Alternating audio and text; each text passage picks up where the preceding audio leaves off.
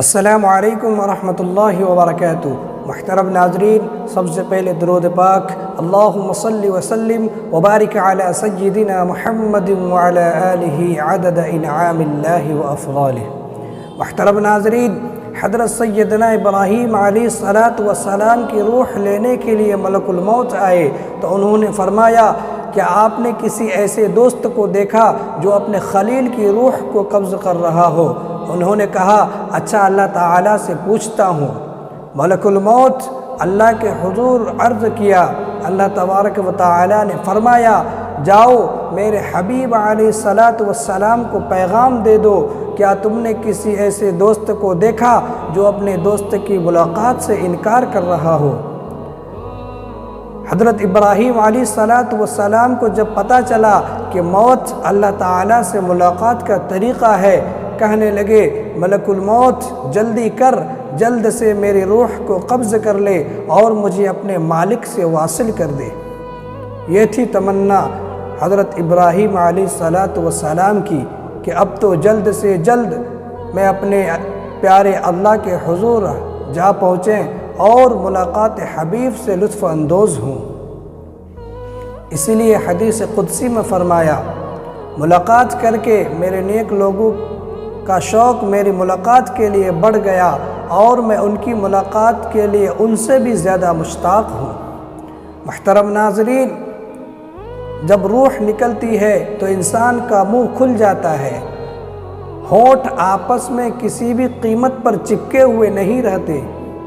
روح پیر کو کھینچتے ہوئے اوپر کی طرف آتی ہے۔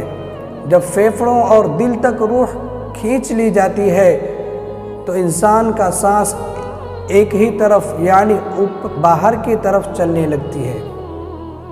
یہ وہ وقت ہوتا ہے جب چند سیکنڈ میں انسان شیطان اور فرشتوں کو دنیا میں اپنے سامنے دیکھتا ہے۔ ایک طرف شیطان اس کے کان کے ذریعے کچھ مشورے تجویز کرتا ہے تو دوسری طرف اس کی زبان اس کے اعمال کے مطابق کچھ لفظ ادا کرنا چاہتی ہے۔ اگر انسان نیک ہوتا ہے تو اس کا دماغ اس کی زبان کو کلمہ شہادت کی ہدایت دیتی ہے، اور اگر انسان کافر و مشرک بددین دنیا پرست ہوتا ہے تو اس کا دماغ کنفیوژن میں ایک عجیب ہیبت کا شکار ہو کر شیطان کے مشورے کی پیروی ہی کرتا ہے اور انتہائی مشکل سے کچھ لفظ ادا کرنے کی بھرپور کوشش کرتا ہے۔ یہ سب اتنی تیزی سے ہوتا ہے کہ دماغ کو دنیا کی فضول باتوں کو سوچنے کا موقع ہی نہیں ملتا۔ انسان کی روح نکلتے ہوئے ایک زبردست تکلیف ذہن محسوس کرتا ہے لیکن تڑپ نہیں پاتا، کیونکہ دماغ کو چھوڑ کر باقی جسم کی روح اس کے حلق میں اکٹھا ہو جاتی ہے اور جسم ایک گوشت کے بے جان لوتھڑے کی طرح پڑا ہوا ہوتا ہے جس میں حرکت کی گنجائش باقی نہیں رہتی، اور آخر میں دماغ کی روح کو بھی کھینچ لی جاتی ہے۔ آنکھیں روح کو لے جاتے ہوئے دیکھتی ہے، اس لیے آنکھوں کی پٹیاں اوپر چڑھ جاتی ہے یا جس سمت فرشتے روح کو قبض کر کے جاتا ہے اس طرف ہو جاتی ہے۔ اس کے بعد انسان کی زندگی کا وہ سفر شروع ہوتا ہے جس میں تکلیفوں کے تاخانوں سے لے کر آرام کے محلات کی آہٹ محسوس کرتی ہے، جیسا کہ اس کو کہا گیا ہے جو دنیا سے گیا وہ پھر واپس کبھی نہیں لوٹا، صرف اس لیے کیونکہ اس کا روح عالم برزخ میں اس گھڑی کا انتظار کر رہی ہوتی ہے جس میں اسے اس کا ٹھکانہ دے دیا جائے گا۔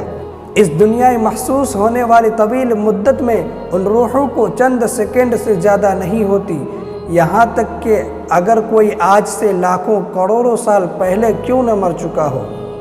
محترم ناظرین، مومن کی روح اس طرح کھینچ لی جاتی ہے جیسے آٹے سے بال کو نکالا جاتا ہے، اور گنہگار بدکار کی روح ایک خاردار درخت پر پڑے سوتی کپڑے کی طرح کھینچ لی جاتی ہے۔ اس لیے اللہ تبارک و تعالیٰ سے دعا ہے کہ اللہ تعالیٰ ہم سب کو موت کی سختیوں سے بچائے اور مرتے وقت کلمہ نصیب فرمائے اور نبی کریم صلی اللہ تعالی علیہ وسلم کی دیدار نصیب فرمائے، آمین یا رب العالمین۔